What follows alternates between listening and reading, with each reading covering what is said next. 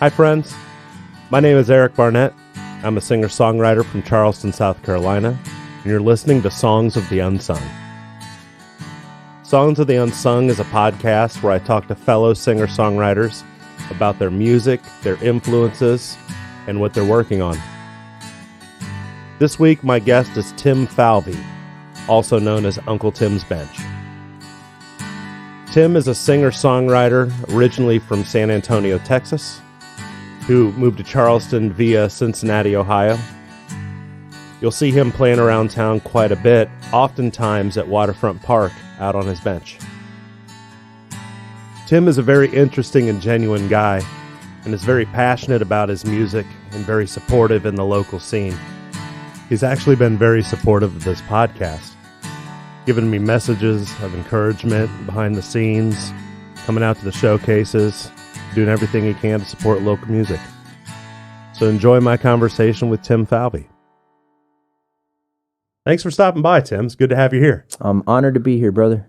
You were one of the first people I actually thought of when I came up with this idea of doing Songs of the Unsung, because you're one of the guys running around town that when I think original musicians, a lot of us run around doing the cover gigs to make a few bucks here and there, or to make a complete living off of, but I don't even know how many covers I've heard you do as compared to your own songs.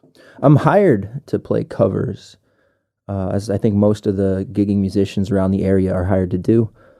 I spend sometimes an hour's worth of every gig playing original material. Nice. Good. Do you feel like sometimes I get to a place and I try to slip as many in as I can when I feel like I've earned it? Do you feel like you got to earn them? Not necessarily. So I was hired recently to play at Palmetto Brewing Company on a Sunday afternoon. I sent them a demo video of me playing 3 originals. Yeah. And I used that as the basis for me being hired. Their expectation should be based on the demo I sent them. So I ended up spending an hour and a half playing original music. Nice. Took a break and repeated my playlist of original music once again. Awesome. I don't know that I earned the opportunity to do that or not, but I took advantage of it being my stage to share my stories. Yeah. And I don't know that I'll be invited back there to play again, but took a bit of a risk and maybe it'll pay off. Awesome. Yeah, to me, a lot of time it depends on the reception of the room, or a lot of time you'll look into the room and see a lot of people you know. Right. And then I feel a little bit more able to do that. But and there are places here in Charleston where where it's expected and appreciated. Like, have you played All in All Green at all? Yeah, about a handful of times. Yeah, that's a great spot. So the point in going there is to share your original stories. For sure. So there's no question whatsoever. For sure. So before you came over, I always do a little bit of research for the podcast. Yeah, and you're quite thorough. Yeah. A couple good resources for folks that are interested in Tim and Uncle Tim's Bench, as his stage name is. I encourage you to check out Noah Grove's Groovecast. I'm going to put a link to that in the show notes. He was highlighted on the Fox 24 Spotlight Music Series, and also there's a good interview with him on the Cincy Local Music page. So I will put links to those. Check them out. And I'm going to make you check them out so I won't rehash everything that was discussed. We'll go over it real quick. Born in San Antonio, Texas. You got it. Parents were in the Air Force? Both parents. So you were Air Force officers. All over the place then. Every corner of the country, every couple years. Excellent. A lot of just real kind of random bits of information. I see you're wearing a Notre Dame sweatshirt. Went to college in Notre Dame? I sure did. At one point, a volunteer firefighter. Yep. In a couple states. Couple different municipalities, one in Northwest Indiana and one in Southwest Ohio. Right on. You get accused by many people of being an Ohioan. As if that's a crime. I'm proud to have lived 5 years in the state of Ohio, and I'm proud to now have lived in the state of South Carolina for 6. You've actually surpassed it. So, I mean, but you've lived a little bit everywhere, traveled everywhere too. busked everywhere. Bahamas, Bosnia, Croatia, France, Germany, Ireland, all over, man. I'll offer some clarification on where I've busked and when I've busked. Yeah. I played an open mic in the Bahamas. Yeah. No, rather Jamaica. Open mic in Jamaica. I did some open mics in Dublin and Paris. Cool. I did not busk in Europe. Okay. Though. I do not possess a visa to work overseas. Oh, gotcha. And crossing my T's and dotting my I's. If I were to have earned income working overseas, I wouldn't be allowed back. I don't think. I gotcha. Right. Yep. I would have busked if I could figure out a way to cross the T's and dot the I's. Sure, for sure. But well, just visiting those places and using that experience from the travel and seeing different people and places, and you can definitely hear all that in your music, talking about Paris and talking. One thing that I like that you do in your songs is you talk about places, and it helps put people in that place. Setting's critical. Setting at the time of the story. Yeah. But physical setting, mental setting. Yeah. And I'd love to go further into what I try to incorporate in each of my pieces in addition to geography. Yeah, tell me about it. Yeah. Well, when you look at a picture, a still shot, a snapshot, you usually only see one dimension or from one angle. You only see it through one of your 5 senses, and you only see it through one moment. I like to pick apart instances or memories and look at them through a kaleidoscope. Yeah. Every different color you could see an image from, and every different sense that you experience a memory through. And I also like to put it in the place that the experience occurred. Awesome. It's definitely I definitely catch like a real stream of consciousness. I can tell that you're approaching this as a poet, and the music is sort of the vehicle that poetry rides on. Another thing that I noticed in one of the songs that you're going to play today, and another song that I listen to, is I like it when songs reference other songs. Oh, of course. You reference Lady Gaga in Poker Face, and there's another song where you reference Tom Petty in Free Fallin'.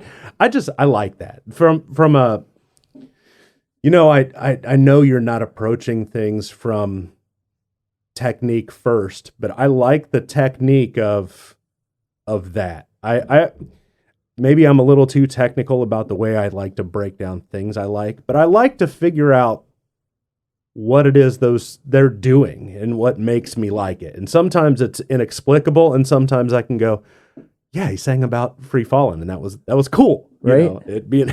It's a nice touch. It connects other parts of your life and your memory when you're a listener. Yeah.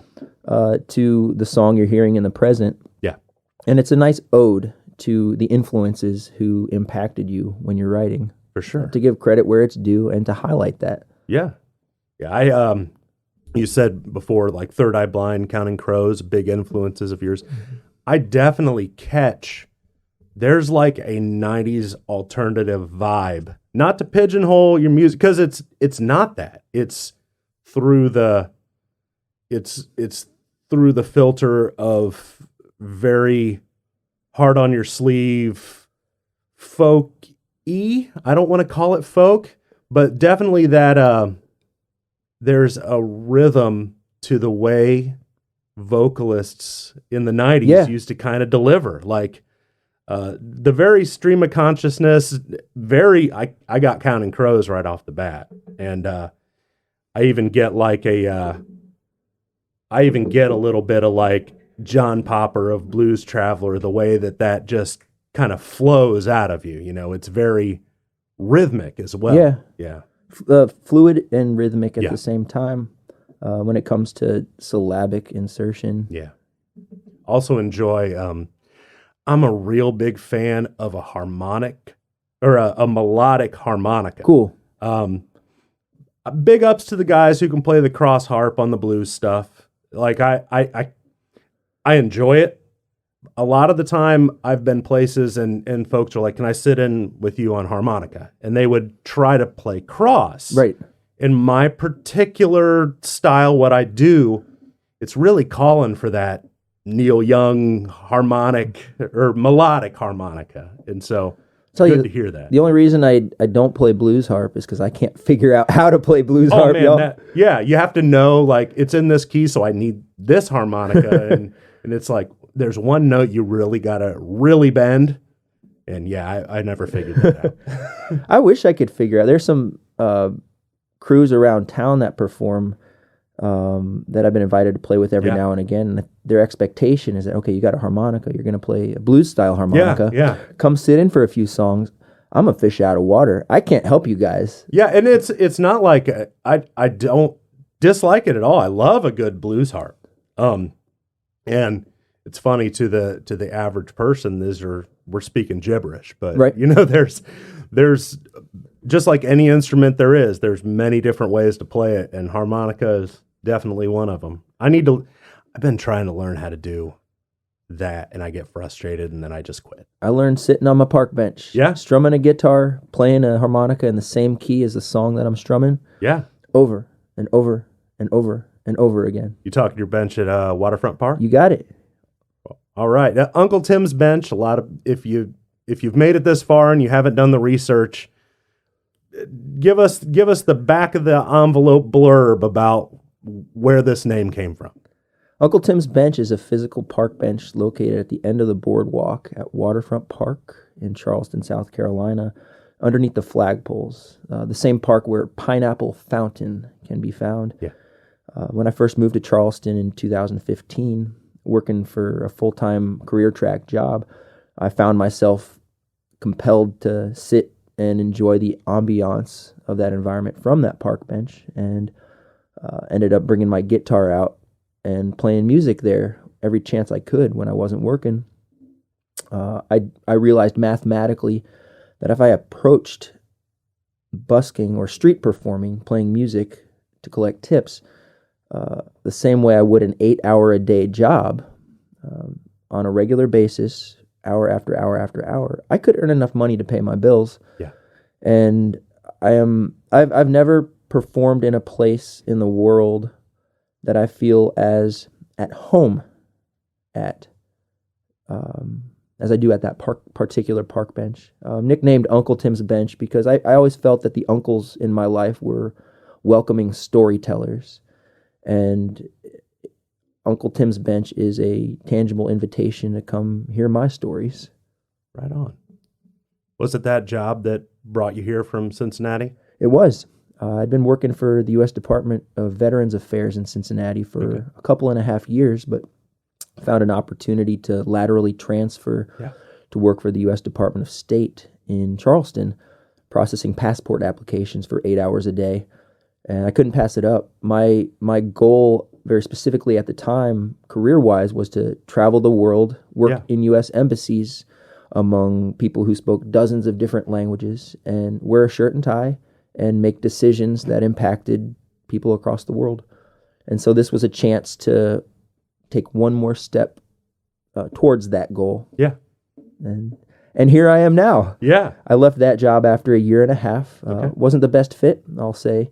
And I was lucky that live music performance was proving to be promising at the time I left my government job, and ended up investing every ounce of emotion and effort and time into pursuing live music performance since then. When did you first start playing music? I picked up a guitar at the age of 19 as a sophomore in college. I had observed the performers at an open mic at the student union playing and having the time of their life, and I could sense in myself that I could do the same thing. It was so alive, the experience. These people were so happy. I was an athlete and an academic growing up. Music was not something on my radar. It wasn't instilled in me. It wasn't given to me. It wasn't offered to me. But once college happened, I realized, I can experience this too. So picked up a guitar at the age of 19, played for a few years after that, actively learning in college, and then set it down for a few years while pursuing other life commitments. And in 2013 or thereabouts, caught the fever for live performance again and have hardly let go of a guitar since. When did you start writing songs? I remember crafting my first piece of poetry that was deliberately meant to be sung around the age of 20.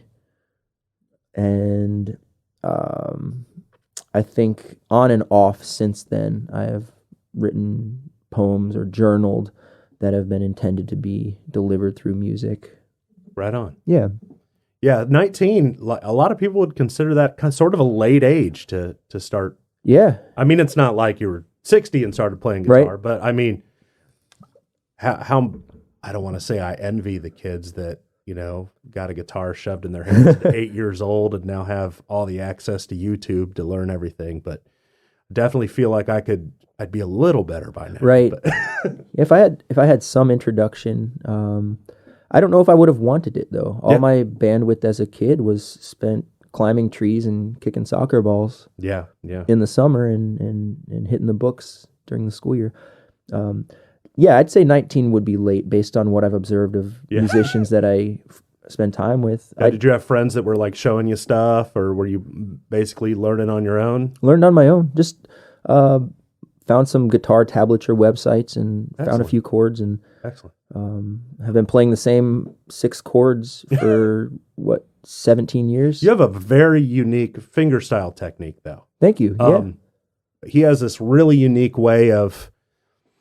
It's something that looks like a loose flamenco roll around like the 14th fret, but as a guitar player, and if you're a guitar player hearing that, it's unique. It's something you don't see a whole lot, and it's definitely something that is stylistically his own, and you've made to work with everything else that you're doing.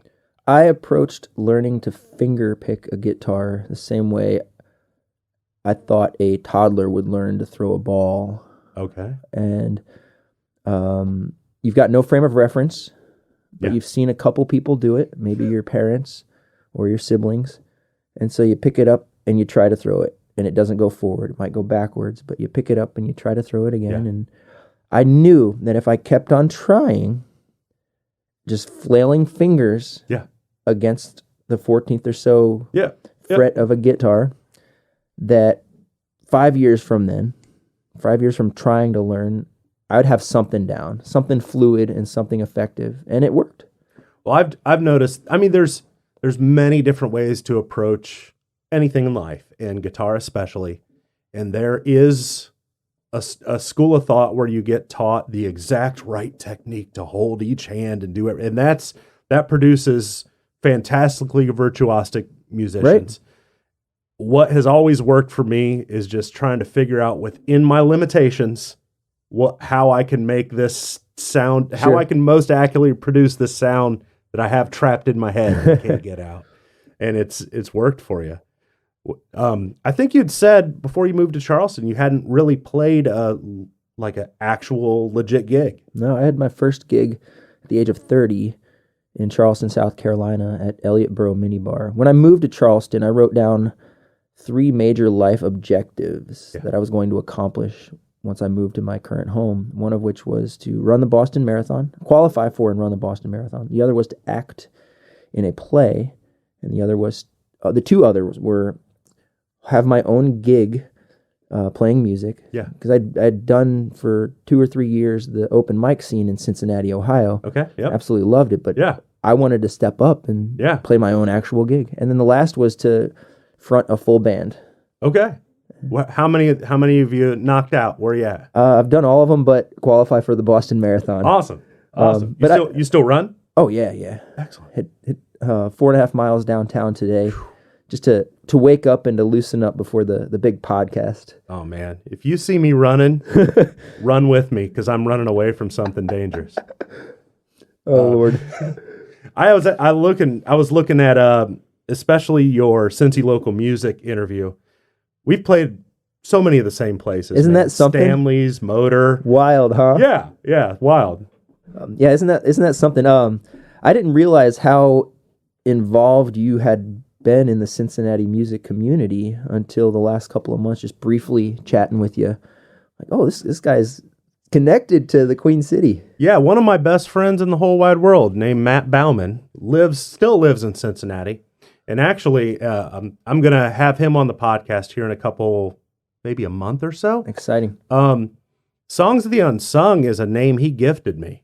He used to run an open mic in Cincinnati that he called Songs of the Unsung, and it was sort of like the showcase we're doing. He would find a couple musicians and play original music. And when I had the idea for this podcast, I said, man, I'd like to think up some kind of name like that, Songs of the Unsung you had. And he's like, well, yeah, just take that. Cool. And I was like, are you sure? So, yeah, man. So I'll be eager to connect with him when he comes down to perform for the Songs of the Unsung, if he can make it down. I don't know if he'll be able to make it, but I am going to have him on the podcast regardless. One thing that I definitely get from knowing you and from the interviews and from the music that I hear is you are very passionate about collaboration. You're very passionate about community. You're very open. Seems like you've learned to say yes a lot. And also something that, this is just a vibe I catch, because I'm sort of this way too, is I just don't like toxic masculinity. It's you're very, in your songs, you're very not afraid to touch on that sensitive side. And it's sort of in a world where badassery is something that's very big and everybody wants to be a big tough man. Here is this guy with a big burly beard and long hair who's like, I'm just going to sing about falling in love and dancing and I don't care. One thing I enjoy while performing is watching the tough guys melt.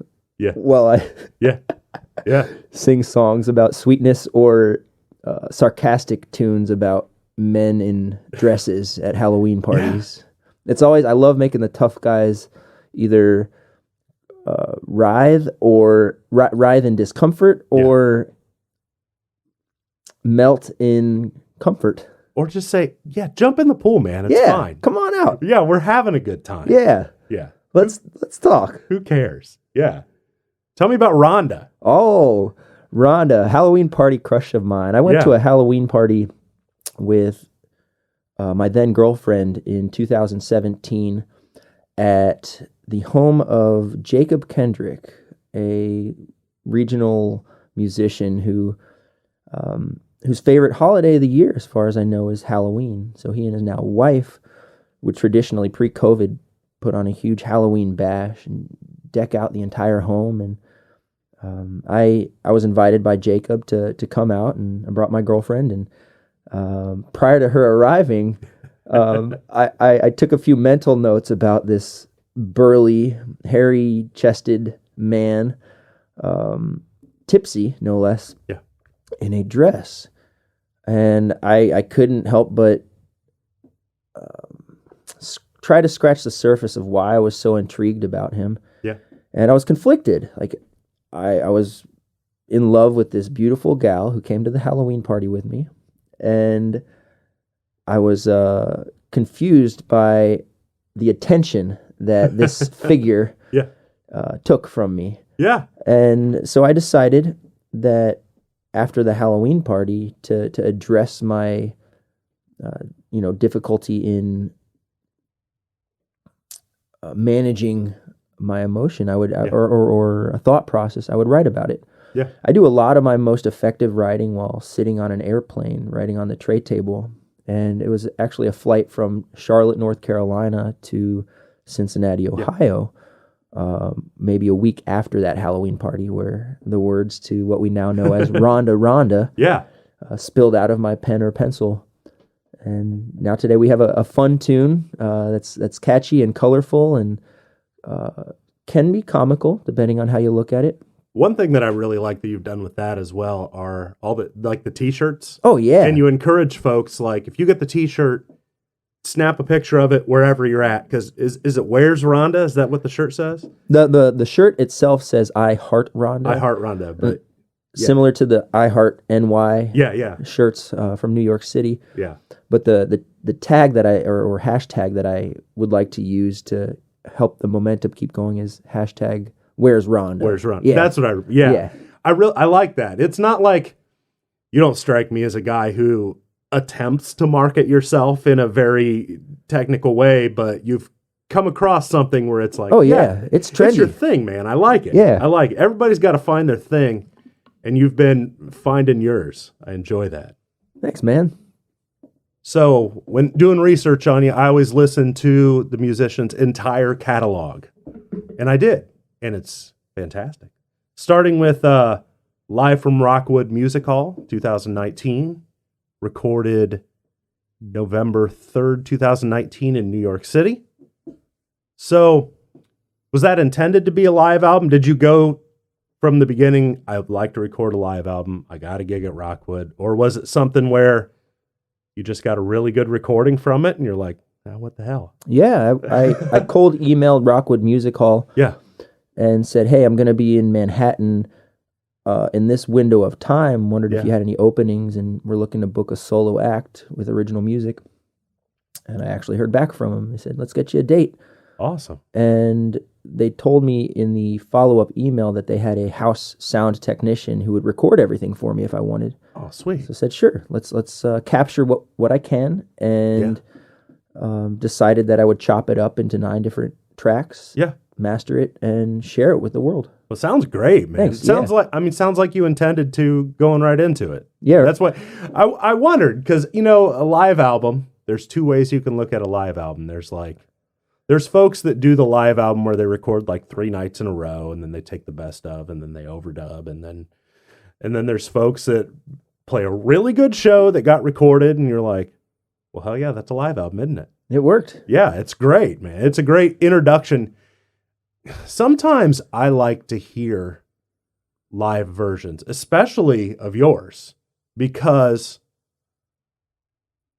a lot of glossing over can be done in a studio, and your songs are very first person. They're very telling a story, and I like live albums too, because you get to hear people talk a little about songs and the way they interact with people. So that was if you're looking for a really good introduction to Uncle Tim's Bench, Live from Rockwood Music Hall is a really good introduction.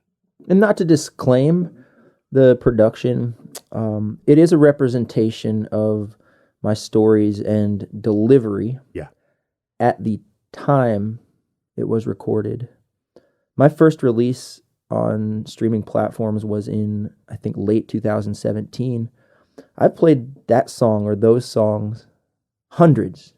Yeah. Literally hundreds and hundreds of times since then. What you'll hear today will be a much more polished and clear-cut representation of how those songs have developed and evolved since 2017. The same goes for the Rockwood Music Hall live album. Yeah. Some of those songs were hot off the press at the time, and I've played them hundreds of times since then. I was talking with Danielle Howe, and she was talking about songs. She has like 16 albums she's done. We were talking about things she's done in the past, and you're like, have you recorded a song, and then later, after playing it a couple hundred times, it's a whole different thing, and you're like, man, I wish that would have been the version that everybody knows. Well, I think that the truth behind my art is that it's living, it is evolving. I noticed that, and we'll actually get to that when we get to your latest release. After Live from Rockwood Music Hall, and whatever you released in 2017, I couldn't find. It wasn't on the streaming platform, so maybe I missed something in my research. What did I miss? You missed a song called "Please Come West with Me." Oh no! I do have that. Okay, maybe it was 2018. Yes, give or take a year. I don't know.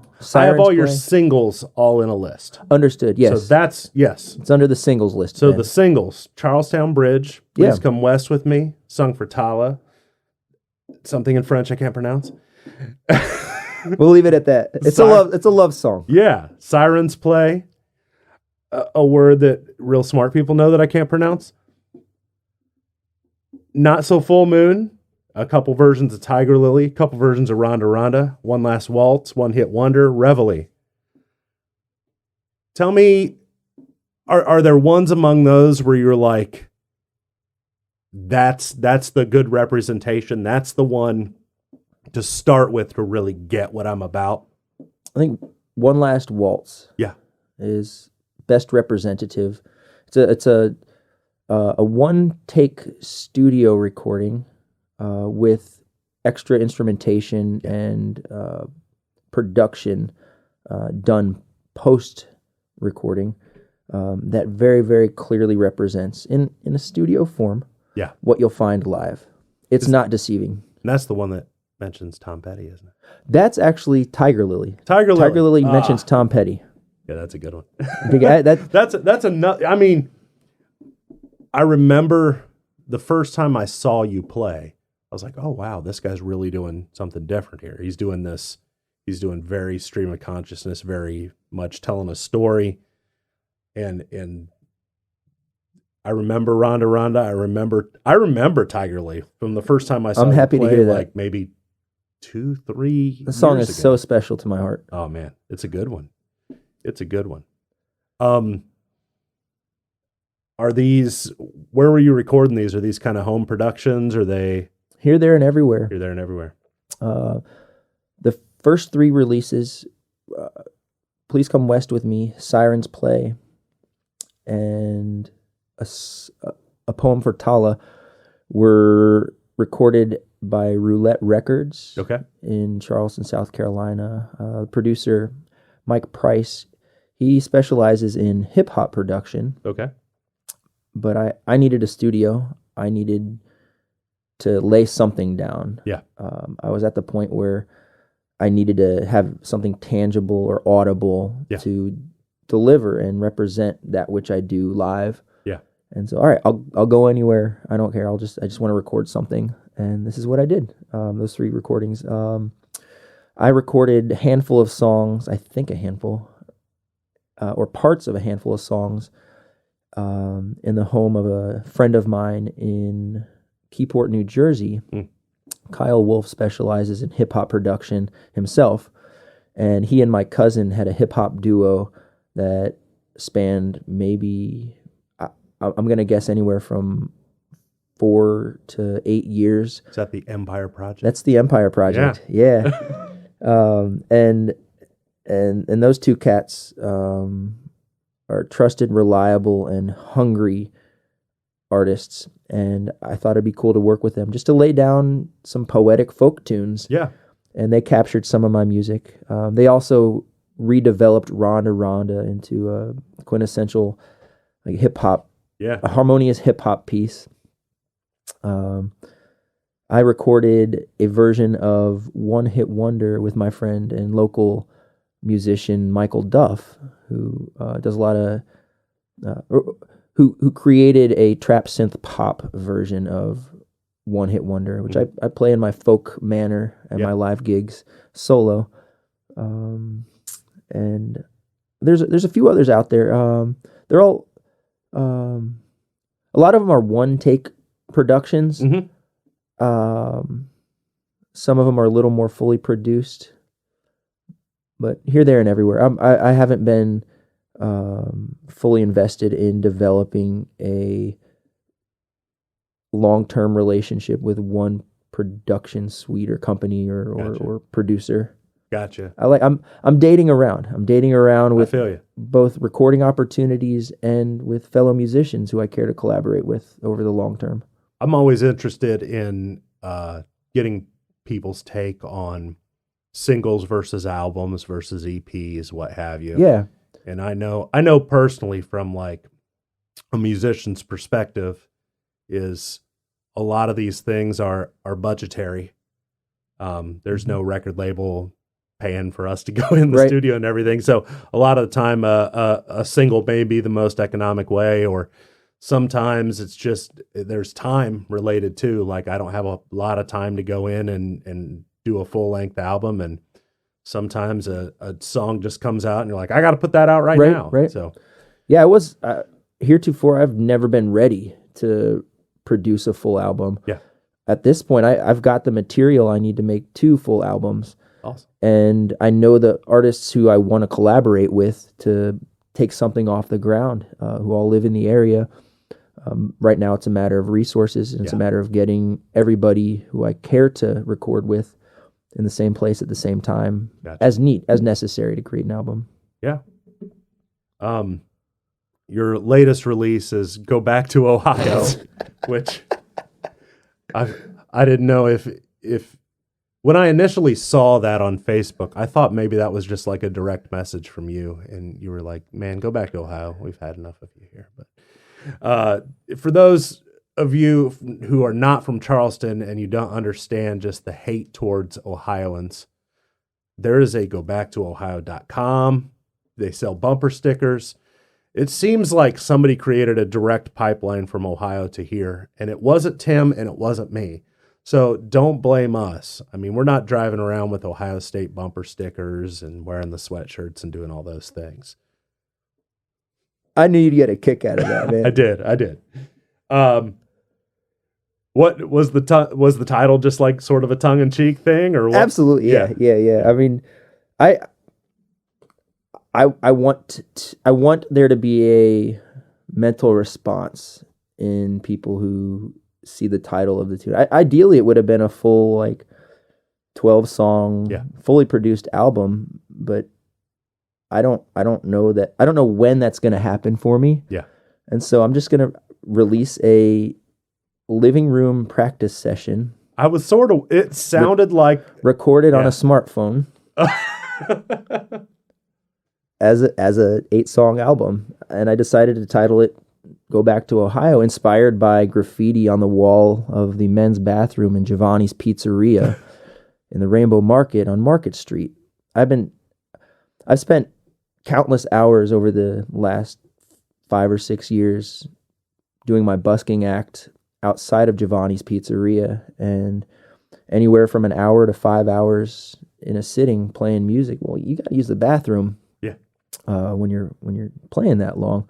So I'd go into the pizzeria, and staring right at me while I'm using the urinal is graffiti on the wall above the urinal. And there are probably 6 different places in writing above the urinal that say, Go Back to Ohio. I just thought it was so tacky and blatant and effective at drawing a reaction. Oh yeah. And it hits home to me. I mean, I spent 5 years in the state of Ohio. Yeah. I would love to go back. I had a great experience. Oh, I go back a lot. Yeah. But I think I care for it to have an effect on people's mind. Like, let's have maybe have a dialogue about this. What's so bad about being from Ohio while living in Charleston? What's so bad about being in Charleston when you're from Ohio? Or let's just have fun with it. It's a unique perspective. I always kind of roll my eyes whenever I see somebody with like a bumper sticker that says native or local, as if the place of your birth and the circumstances of your growing up were within your control in any way. Right. I mean, where somebody is from doesn't make them special. Where somebody has visited doesn't make them special. It's where somebody has had the privilege to be born, raised, or, that doesn't make anyone any better than anybody else. I do get the notion of, 15 years ago, Charleston, there wasn't a lot of people here, and it was a lot more laid back, and traffic was a lot better, but I'm sorry, I guess. It was a privilege to have lived in Cincinnati, Ohio for 5 years, and it's a privilege to live in Charleston, South Carolina today. Yeah. Absolutely. If I ever move to Cincinnati, Ohio, and there's a campaign that says go back to South Carolina, no big deal. It's a great place to be. Yeah. It's a great place to be from. It's a great place to go to. But I thought I'd have a little tongue-in-cheek fun with calling the album Go Back to Ohio. I enjoy it. I started listening to it not exactly knowing what it was. Okay. A lot of the time, especially when a thing hits streaming, you see a cover and you get the songs. And I kind of didn't know what it was. And the song starts and you're singing and then you're like, I think I missed a thing. And then I was like, okay. And then you're like, oh no, on this part, we're going to put this. And I was like, I wonder if like maybe this is just a guide vocal, and he was like, "Oh no, this is hilarious. Let's keep it." And then the more I listened, I was like, "Okay, I think this is like a sort of a recorded rehearsal or something." But what I really liked about it is I thought back to like the Beatles' Let It Be, where it was a document. It was a document of creativity. And everybody's notion of recorded music is it has to be this radio-friendly, polished, 3 minutes, make everything sound as perfect as possible, in and out thing. That's fine. But there's so much more room, there's so much bandwidth available now that to document creativity and to show having fun playing music, especially since some of these songs are songs that there are different versions available. Mm-hmm. So that's one thing that I've really enjoyed about listening to your music is I don't think, and that maybe this is a question, do you consider music done? Like if you do you consider one of your songs and you say, that's it, I'm not growing past that, that's the definitive version? No, quite the opposite. Yeah, it didn't seem that way, evolving pieces of art. I hope 50 years from now when people look at my discography, they will get a taste for the development of my music. The point in my creating and delivering my words, my poetry through music is to offer an evolving and ever developing craft or work. I think some of the best art has to, I mean, a painting, once it's painted, you don't necessarily paint over it, I guess. I'd love to see a painter that does. The thing is, if you look at it, if you compare it to painting, I mean, the painter might not necessarily need to paint over the first edition, but he'll create a second edition and a third and a 50th edition, maybe of the same figure. You don't have to destroy what was previously rendered. Yeah, it doesn't invalidate anything. Yeah. Or it doesn't replace anything. Yeah. I saw Bob Dylan a few years ago, and he had a band with him. He didn't pick up a guitar the whole night. He played piano. Wild. And there were people who were disappointed. Yeah. Because they didn't see Bob Dylan with a guitar and a harmonica doing Mr. Tambourine Man. And my pushback to that is, they're still his songs. He's been playing these things for 60 years. He's Bob Dylan. He can do whatever he wants. And he's pretty notorious, actually, for taking a verse out or adding a verse or swapping this here and there.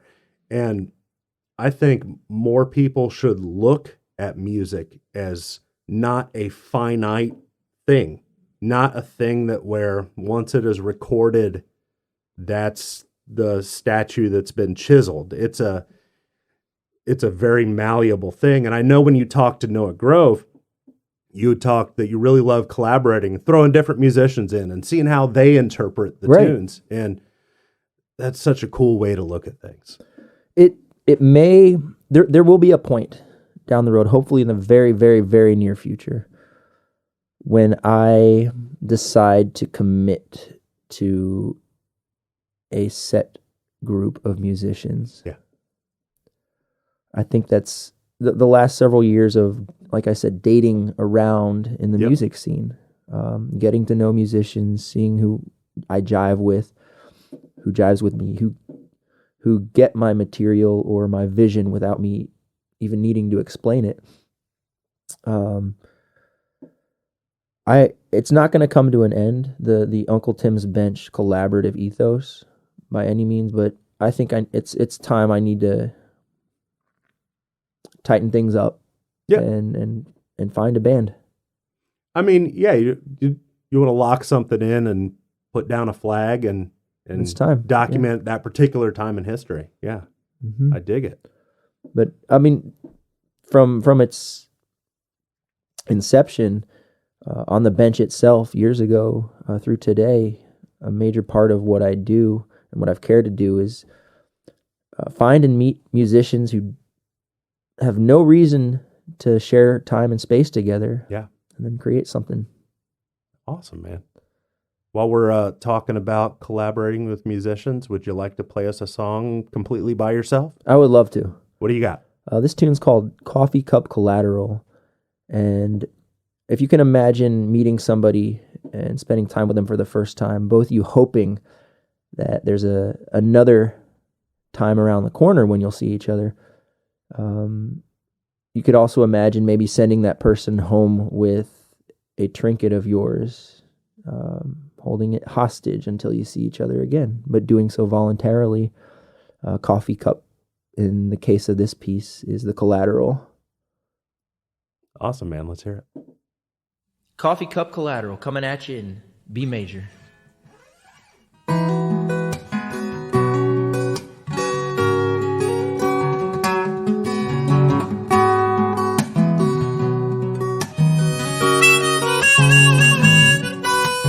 Moon thumbtacked as a matter of fact and waxing from the right. But our stars hung low while we counted crows and blushing at the sight of the blue-gray seam on a Gemini dream that I treasured to this day. With midnight draped like a velvet cape on the hunch of Folly Bay. Sundress slipping to her feet, sun-baked back in redskin heat, sunburnt cheeks in silver sheets, sunspots burning memories of coffee cup collateral and a curtsy in the sand of an ebbing shore connecting for my heartstrings in her hand. Fading quotes on ransom notes, and now I owe it all.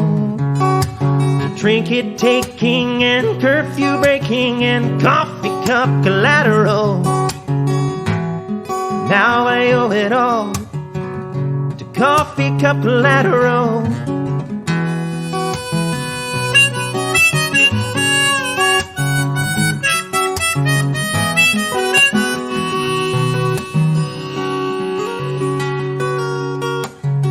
Legs twirled and 10 toes curled on cracked shells under feet. A calculated bet on salty water, sweat, and springtime's rising heat.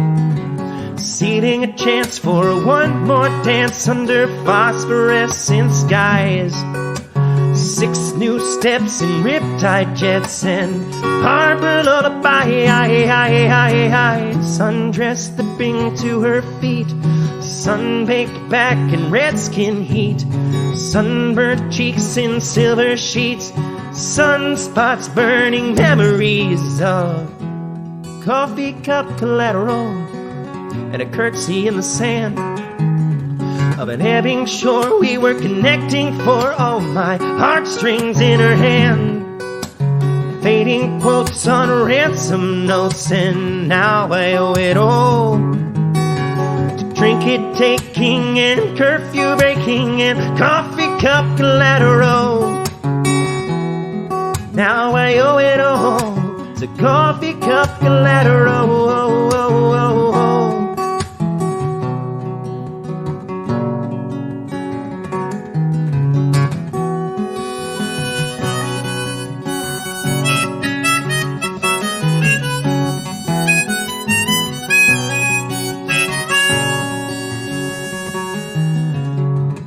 Devour nearing flower just to steal a taste. Forget-me-nots next to coffee pots and ransom notes erased.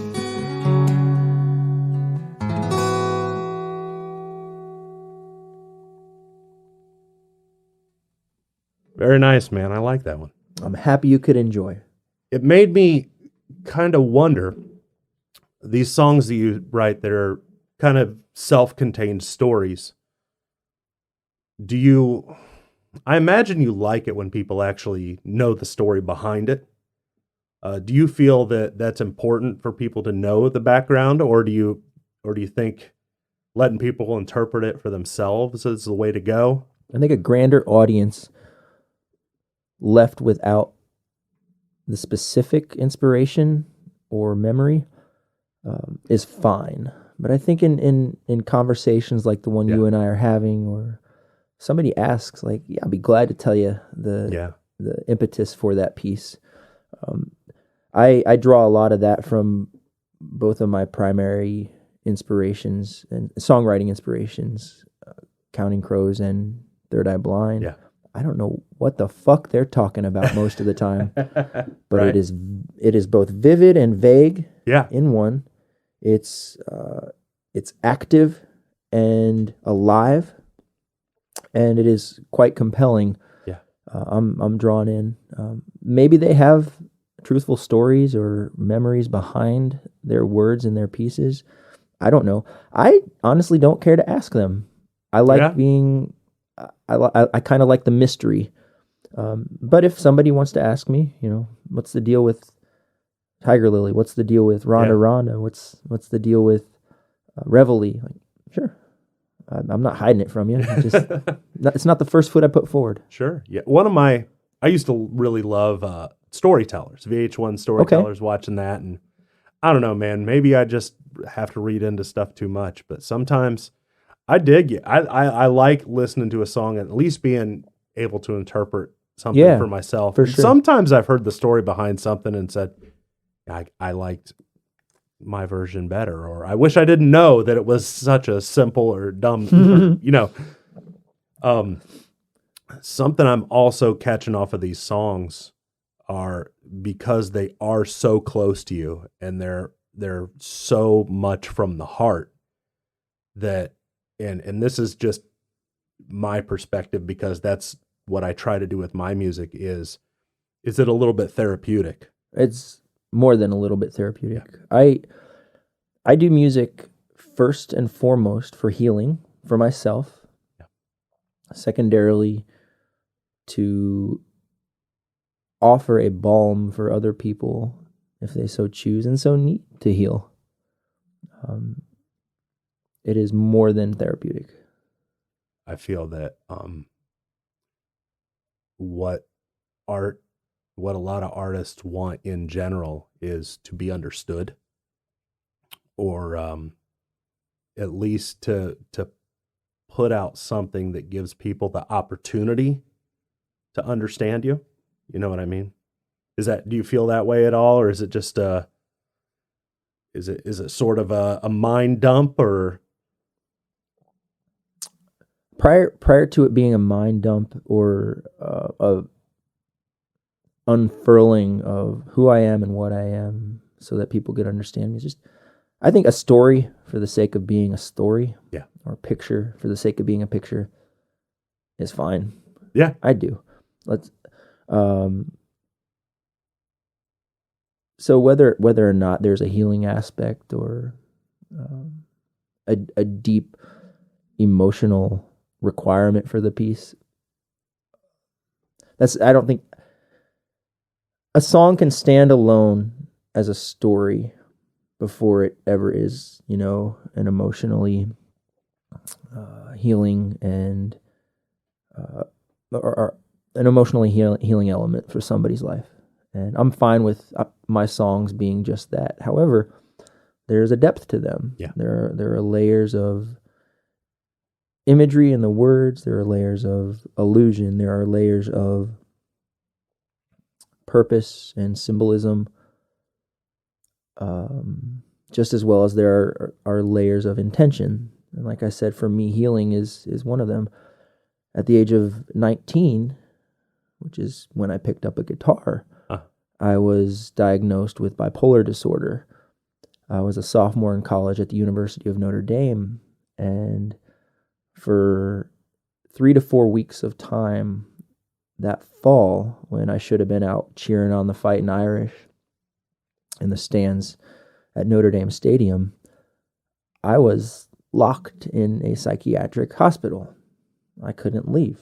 I exhibited all of the symptoms of your token manic episode for somebody with bipolar disorder.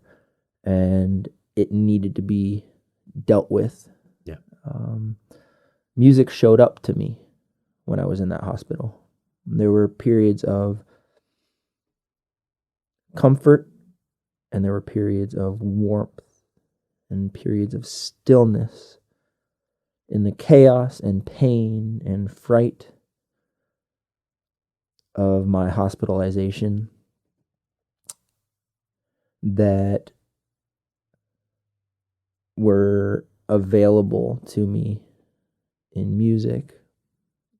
I brought my father's guitar with me to the hospital, and around the same time that I was learning in college, again, that was the time when I was hospitalized. So, since then, music showed up. Like I said earlier, I was an athlete and an academic. I was not an artist, but my mind broke because I didn't sleep, because I didn't check in with myself or with my family on my emotions. And I became an artist because I cracked, if you will. As somebody that deals on a daily basis with a lot of anxiety, to a lesser extent depression, mainly anxiety, I can attest that you could have everything going right in your life. You could be knocking it out of the park at your job, everything you're attaining, and if chemicals inside your brain decide that they're not at the right ratio, none of that matters. What your body begins to do, and I've had anxiety-driven panic and manic episodes. There's a way one method you can try is to sort of disconnect and talk yourself and state a lot of facts to yourself that, oh, I have this going on, I have this going on. But ultimately, facts don't matter in the middle of it to yourself. You know what I mean? And music has been a thing for me too. And a lot of the time just listening to it, a lot of the time trying to write about it, but it can be an incredibly therapeutic thing. And there are places that you can touch lyrically that are cut down to that bone, and sometimes just getting it out is the best thing you can do. There's an intention and purpose and a message and a call to action that I bring to the microphone when I perform. I'm on a microphone 7 days a week. If I'm not gigging, I'm at an open mic. If I'm not at an open mic, I'm singing karaoke. Yeah. And my music has evolved from the central purpose of me creating the sounds that make me feel good, creating the sounds that make me feel like I'm able to manage, creating the sounds that make me feel. Yeah. To creating and offering the sounds that make our audiences feel. Yeah. I have a high regard and expectation for any man or woman on a microphone, and I take that very, very, very seriously. I'm here to help. I'm here to make a difference, not just kick teeth out and kick footlights out, although I care very deeply to do that. Yeah. I want there to be opportunity for those who might not have a door or a window or a vehicle to make a difference in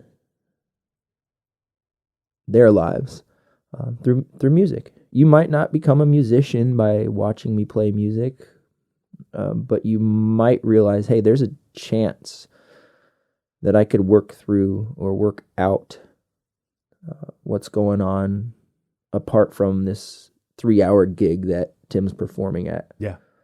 And I may not say a single word to that effect while performing, but you're gonna know it. There's a bigger reason for me to do this 3-hour gig than a paycheck or tips or the chance to get hired again. Yeah.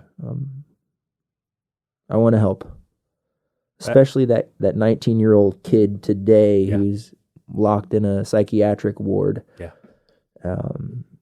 When he should be having the time of his life and was on top of the world prior to bipolar disorder happening. Music is such a powerful medium. There's a lot of science behind it. There's science behind frequencies and I went to a college for music and learned like different chordal progressions and you can break things down scientifically, but you can also look at it from a very guttural and base emotional. Forget about the numbers a second. How does this make you feel? Right. And I can be in a room and put on a song that I know will make me burst into tears. I know that there are songs out there that can make me do that.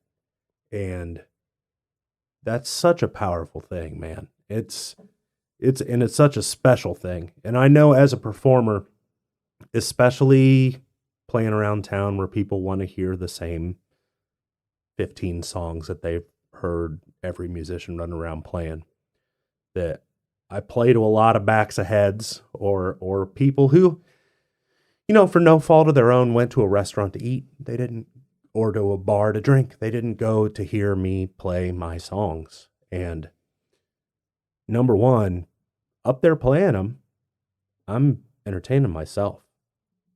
But when you can look around a room and nobody's looking, and then you catch one pair of eyes, and you can tell that means something to that person, I'll play to that person all night.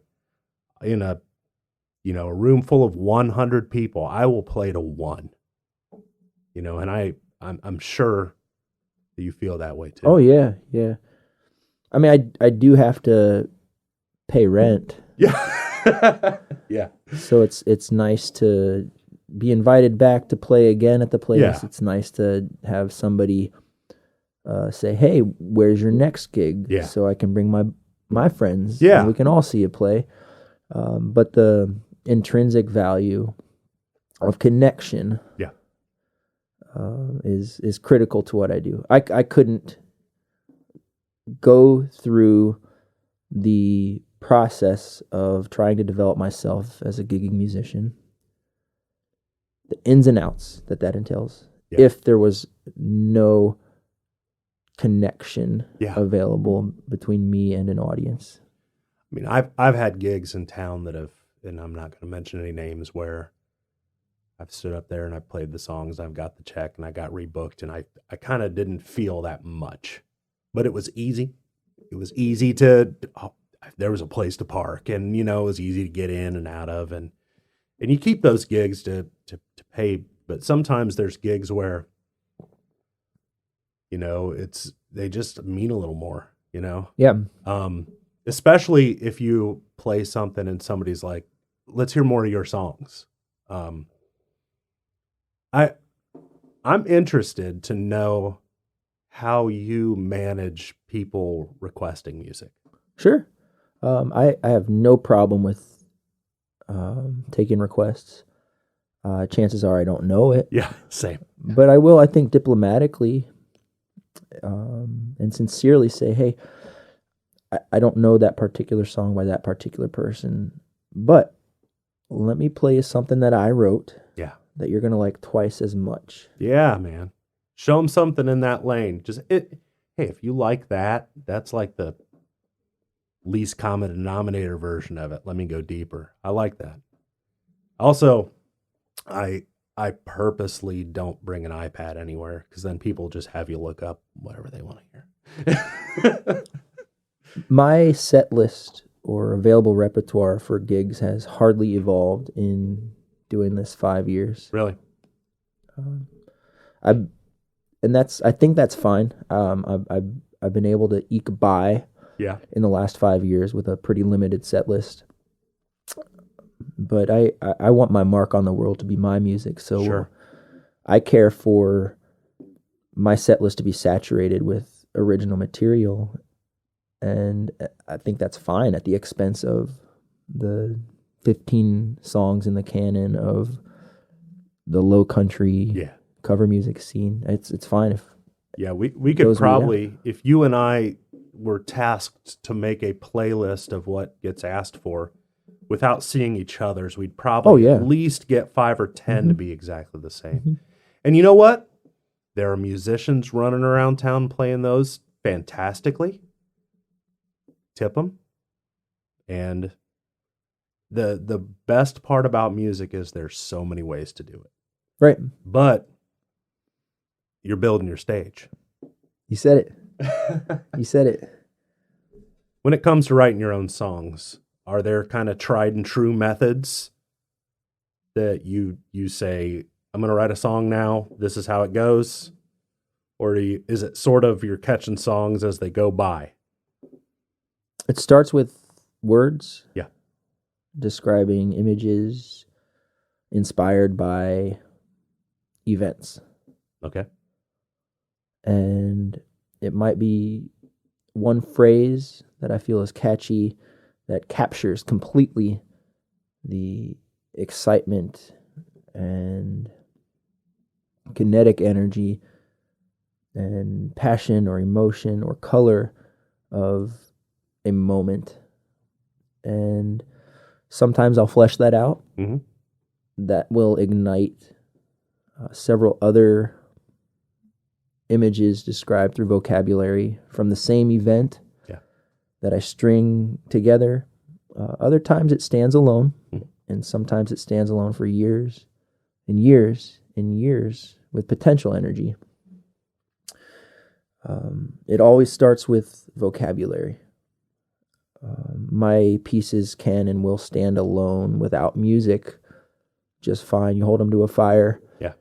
My work is a piece of poetry, but I love performance so much. Yeah. That I care to deliver those. I love music performance so much that I care to deliver those through that vehicle. Melody doesn't come first for me. I think the easiest way for me to create an original melody is to whistle along to a standard set of chords, or to play harmonica to a standard set of chords. That's where inventiveness comes in. The inspiration for the music that pushes my words forward comes from songs that have impacted me greatly. Coffee Cup Collateral, for instance. Mm-hmm. There's a hook in the Third Eye Blind song, Bonfire, brought to you by the key of A major, that has impacted. I heard that song for the first time maybe 2 years ago, and I cannot shake the hook to that song. Lightning comes and lightning goes, and it's all the same to me. And then he trails it on in some sort of a poetic whimsy. I've been able to shake that hook. I decided it was time to bring to life the words to what is now Coffee Cup Collateral. A couple weeks ago, 2-3 weeks ago, I wrote those words 4.5 years ago. Okay. They were much more scattered or open-ended, unstructured, less palatable than what they are today. But I decided, for some reason, I need to write a song. I need to bring something to life. Yeah. And I'm going to do it now. Let me flip through a a document that I compiled 4 years ago that includes 80 to 90 different potential pieces of music. This was one of them. Yeah. And what I did on repeat was listen to Bonfire by Third Eye Blind, and I would fast forward to or rewind to the hook. Lightning comes and lightning goes. There's nothing super secret about my approach. I think it's non-traditional, but I crafted the words that I'd written years ago in a structure that was modeled by an artist and a piece that knocked me upside the head. Yeah. I put my clothes on, the clothes of my words on, to the model of another piece that could show them off. Right on. So that's how that tune came about, for instance. And I don't do that with all the pieces. I have, going back to the Empire Project, Kyle and Nico, they've created beats over the years that sat on shelves collecting dust that nobody will ever touch or use because they've created so many countless hip-hop beats. Yeah. A few years ago, I said, hey, Kyle, send me down some underappreciated beats of yours. I'm going to write some songs to them. And I didn't write songs to the beats themselves, but I created patterns of music inspired by what Kyle had sent me. Ronda Ronda came from, the music to Ronda Ronda was inspired by one of the beats Kyle had created. One Hit Wonder, the music to One Hit Wonder was inspired by a beat that Kyle had created. Just for instance. Yeah.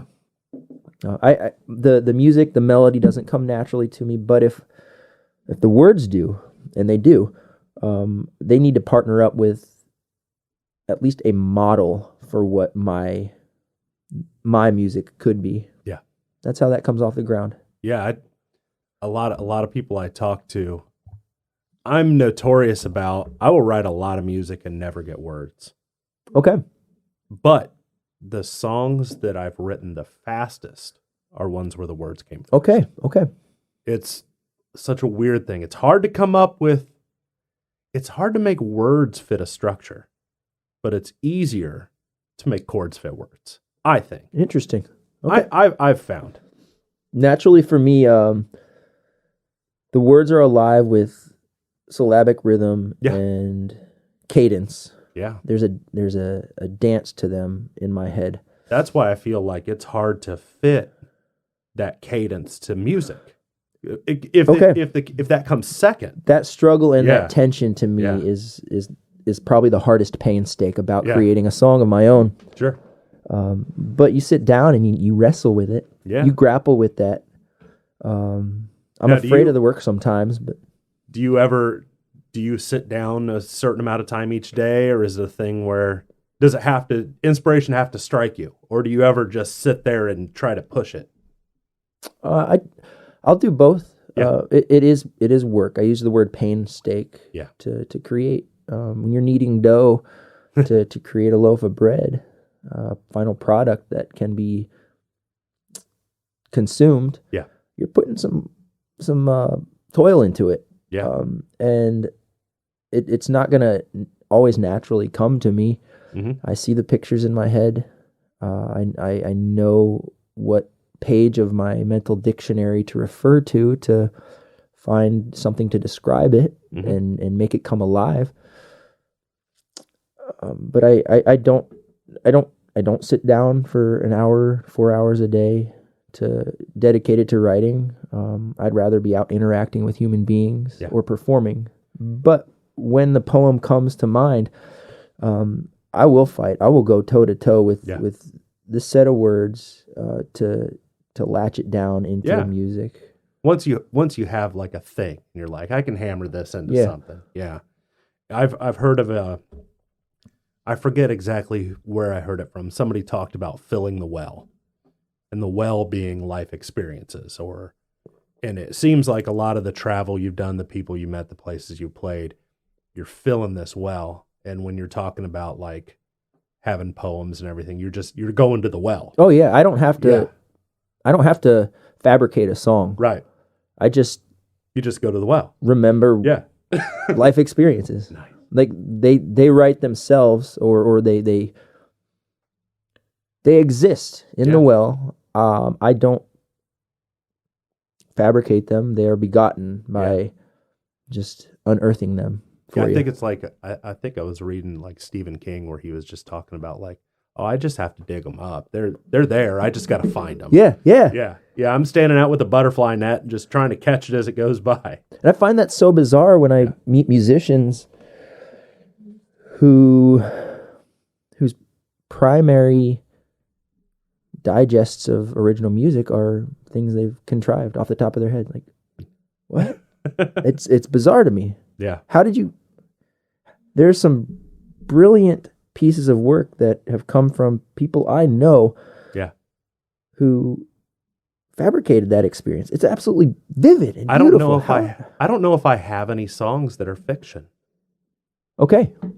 And that's actually, I feel like that's something I'm lacking, is I'm unable to actually completely out of whole cloth invent this thing that I haven't lived. It's a different language. I'd like to learn that, but coming from my place of anxiety, coming from my place of severe self-doubt, self-defeatism, I always feel if I try to create something, I'm going to get called to the table. I've always avoided, like, in, quote, folk music, there's buzzwords going down to the railroad tracks and whiskey and all these things. And I've always felt like if I haven't done these things, I'm going to get called to the table. But by having that in place, I think I'm also limiting myself in a way. Okay. You know what I mean? Not that just because you write a song doesn't mean you have to perform it or play it or ever get beyond just writing something as an exercise. So I don't know. That's part of me I need to work on. Part of doing this podcast is I'm just trying to figure out my own issues. Hey man, we all stand to benefit. Trying to catch a little bit of mojo off everybody as well. When you are writing songs, do you ever write with the thought of anybody else performing it? Like you start writing a song and you're like, oh, I could hear Adam Duritz singing this one. Or, do you channel like somebody else ever? Maybe I'll offer a response with 3 answers. One, I care for every one of my pieces to be covered up and down King Street 5 to 10 years from now, here in Charleston. I want my songs to be in the canon of Charleston's cover music culture. And I care for dozens of other musicians to be to want to perform my tunes as part of their cover set list.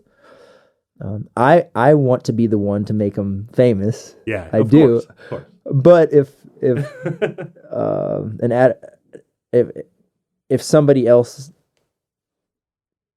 is the one to bring it to light to the world, that's fine, I guess. Like, if somebody else famous makes a tune of mine famous instead of me, I guess I'll be okay with that.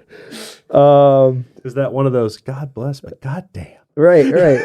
Can you blame him for making it famous? Yeah, it was a good song. Yeah. But man, that was my second point.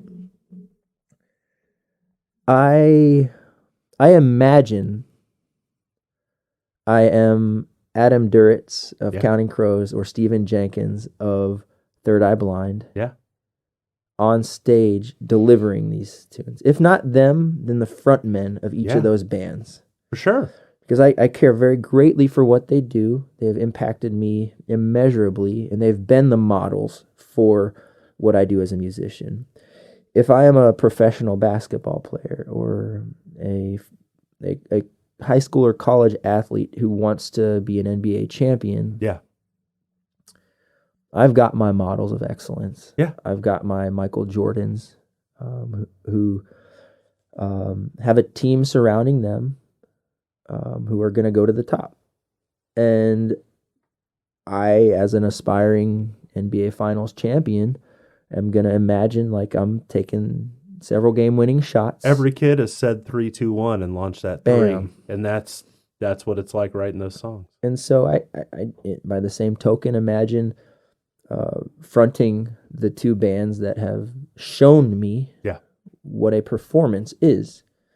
And that goes through my head when I'm writing, when I am workshopping my music in live setting at open mics or street performing or even at gigs. When I am fronting my full band, this is how it's going to look, and this is why it's going to look that way. Yep.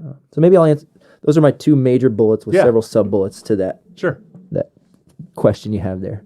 You might have already answered this question earlier, but is there a song, it doesn't have to be one, but are there songs that you can point a finger at and say, now that's the pinnacle of songwriting to me? That is a song that they came along, and in that time, they did the thing. I'll give you two. And I won't call them the pinnacle because they don't stand alone. Yep.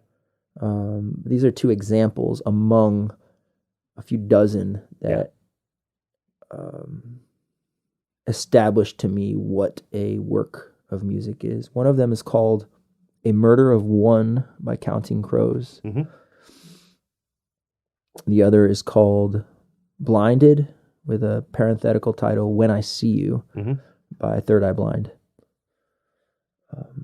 What they do structurally, but mostly what they do to awaken emotion in each of those tunes, exemplify that which I care to do in my work. And the only most effective way to convey that is to just ask our listeners to go take a listen to each of those tunes. Absolutely. That's the well, or example, or model of a song that Tim Falvey has learned from. Those two pieces. Awesome. That's sitting there and learning Kareem's hook shot. There you have it. Yeah. When you listen to music, are you an album or singles kind of guy?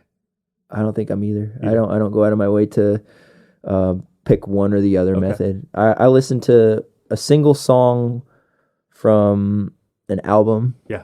I'll back up. Maybe I'm neither an album nor a singles guy. What I do is I for years have listened to the same set of favorite tunes on a Spotify or Pandora playlist over and over and over again, because those are the songs that nurture me. I don't do the homework of song listening that might be expected of a songwriter.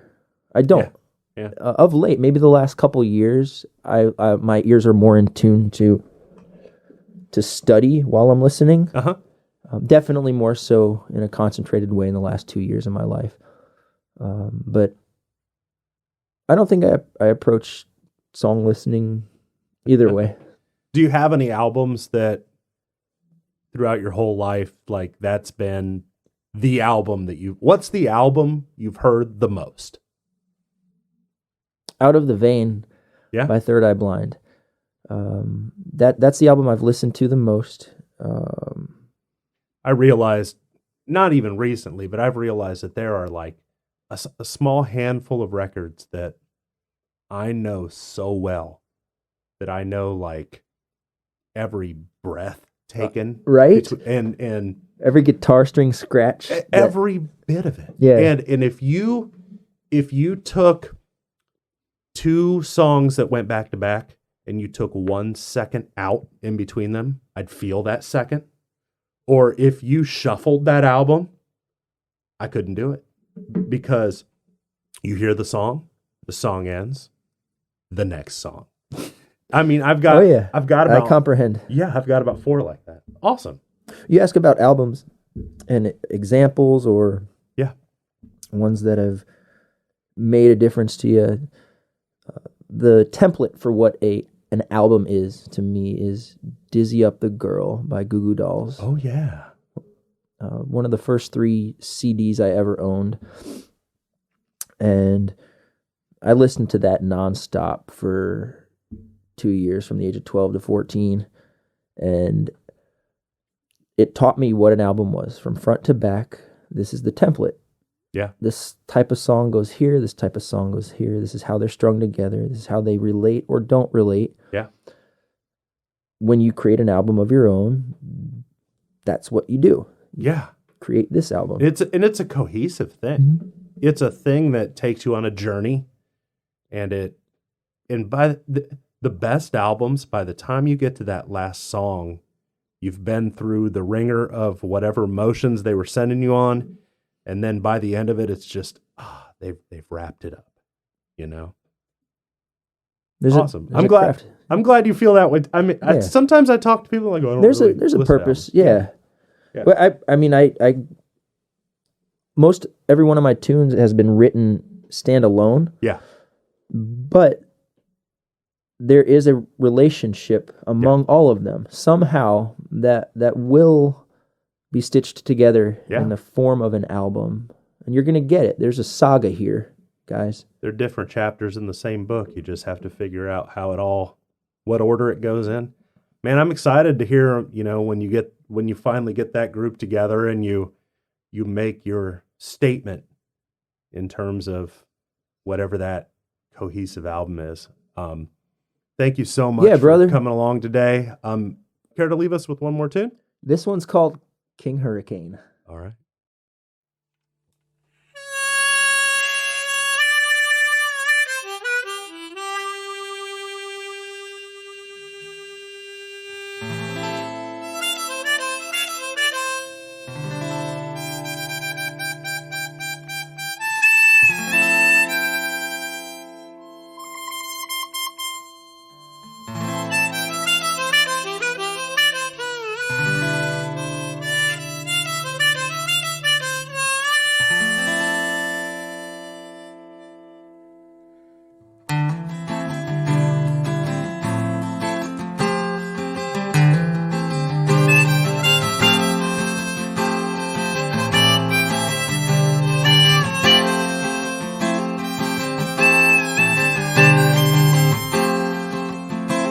She shows the boys attention 'cause she don't get none at home.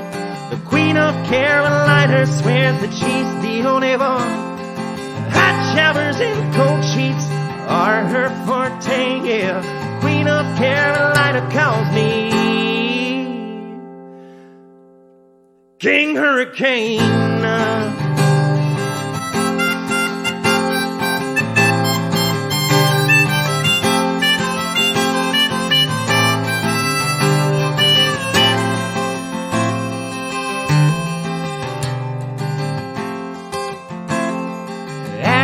To ashes, surrounding your trouble. Dust to dust to dust to dust to the girls you dare not cuddle. Your chicken legs are thumping me to the line of Ryan's pace, and Lady Gaga singing sexy to my poker face. Call me, call me, call me. King Hurricane. Coconut curls and Everglade eyes, rock and roll heroes to try and emphasize. College girls dropping out playing with fire, and a foot in the mouth of an ever-eyed ire. I'm a love up and leave you specimen right. Fresh piece of Katie, my stick of a bite. Come with you over here after tonight, 'cause King Street is flooding after your flight. Call me, yeah. Call me, yeah. Call me, yeah.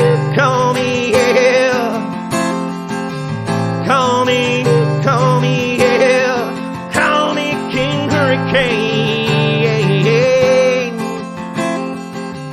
Sometimes it's cold in Carolina. folly white caps turn to ice. Sometimes she'd rather drown in Atlantic darkness. Sometimes she thinks, oh Lord, that'd be mighty nice.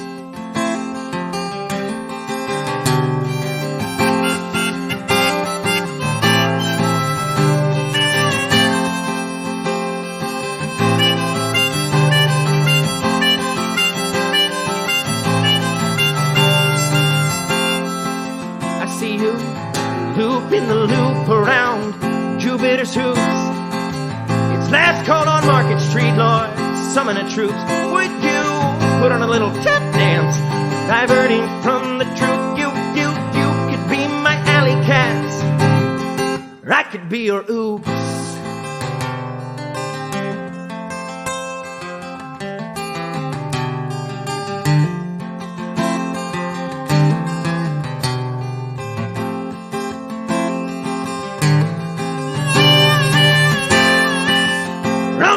Shows the boys attention cause she don't get done at home.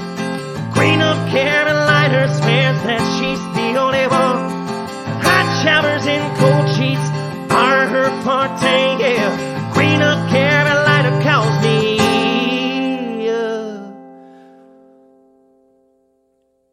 King Hurricane.